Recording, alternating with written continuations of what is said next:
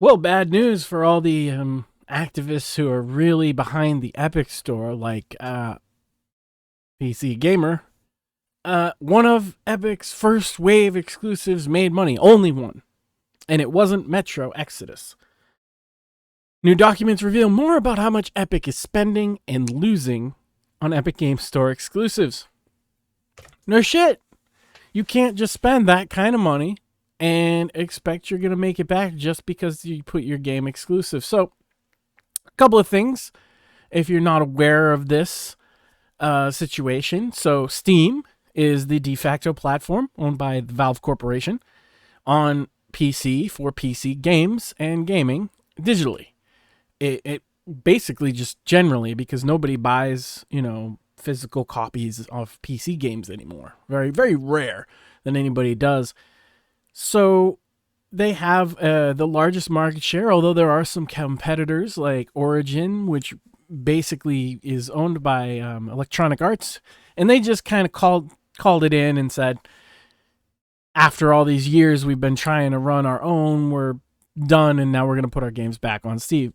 But that's a little different than this because EA was putting its own games that they make in-house on its own launcher.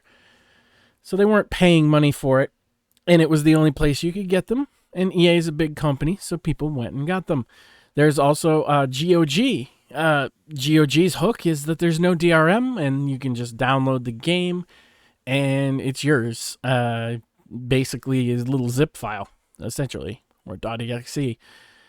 And they tend to offer older games as well, but they offer brand new games. CD Projekt Red uses it as their first party site, but it does host games by anybody and everybody.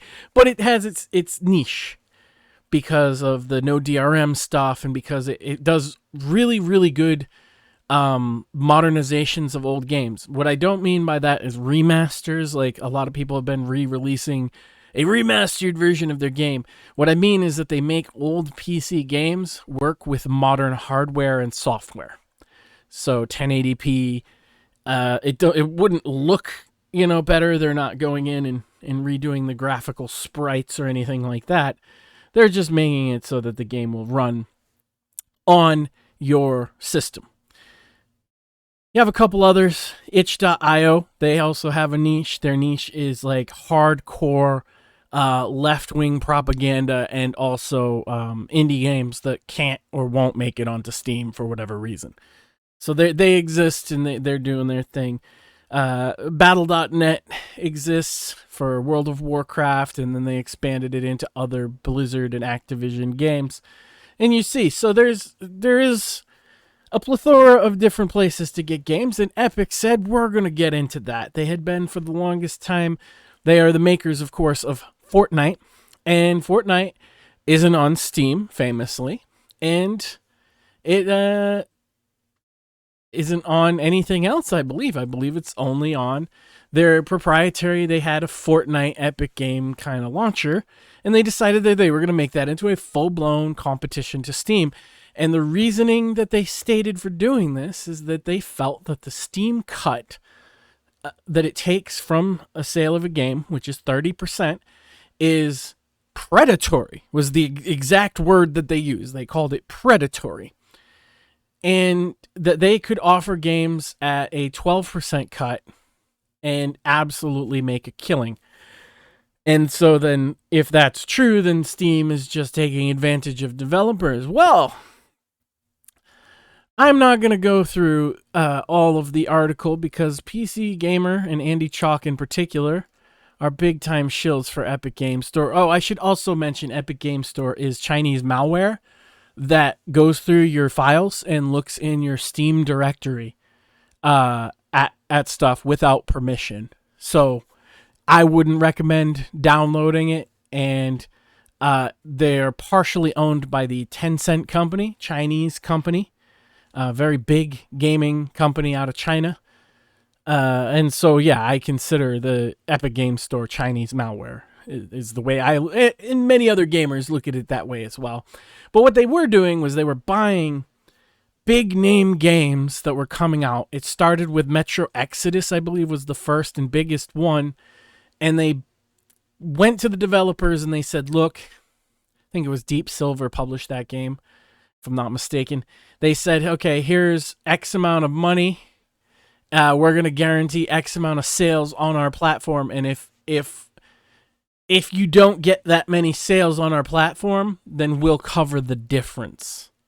That's basically how they sold it. So you're guaranteed to get X million dollars if you go to their platform, no matter what happens. So, okay. A lot of these developers, that's an upfront guarantee of sales, and they took it. A lot of them were either smaller developers or were testing the waters to see how it worked out. Ubisoft being more on that end of things. And so, only one game that they did that for, which is Satisfactory. And the reason that they knew this is that there's an earnings statement that was put out and somebody looked at it and matched up the release dates with the games because the games' names were blacked out. They looked up the release dates, they matched up the information, and they found that Satisfactory made a profit. How much profit, do you ask? Well, Epic guaranteed them $11.5 million in sales, and it made $11.6. So about $100,000 profit. $100,000 profit. So here you have a list. Metro Exodus, the one I just mentioned, of course, 37 million minimum guarantee. Expected shortfall, 22.2 million. Meaning they got 15 million in sales. They promised 37 million in sales. On and on and on. You have Anno 1800, which is a Ubisoft game, strategy game.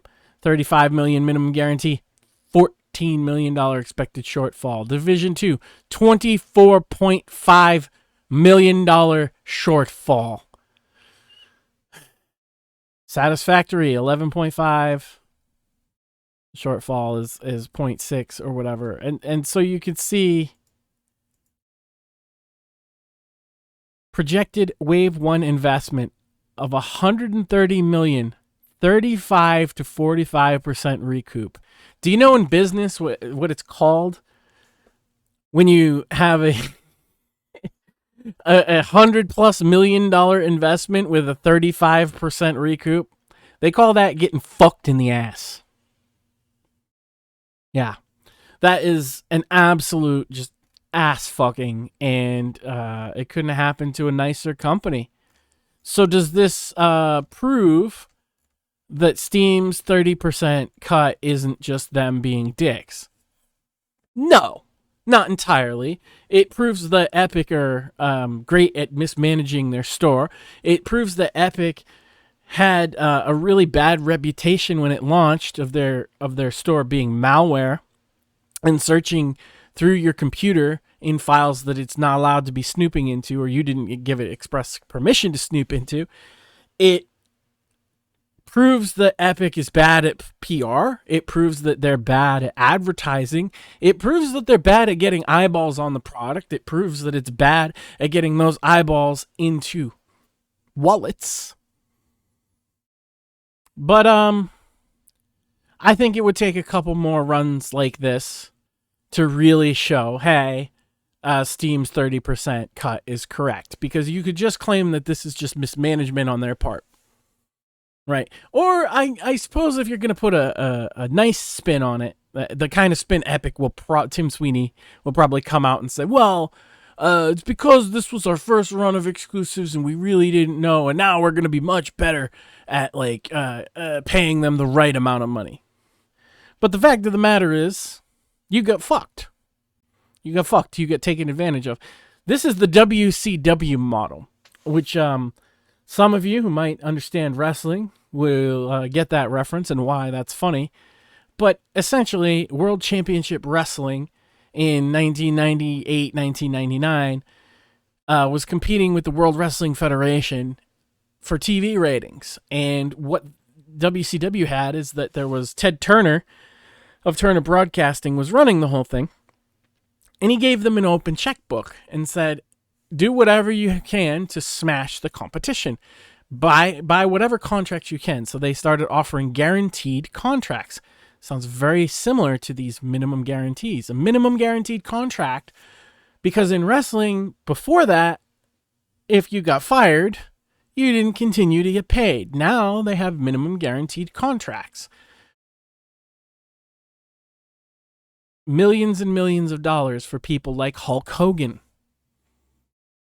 Kevin Nash, and some others, but Hulk Hogan would be, if you don't know wrestling, he's the name.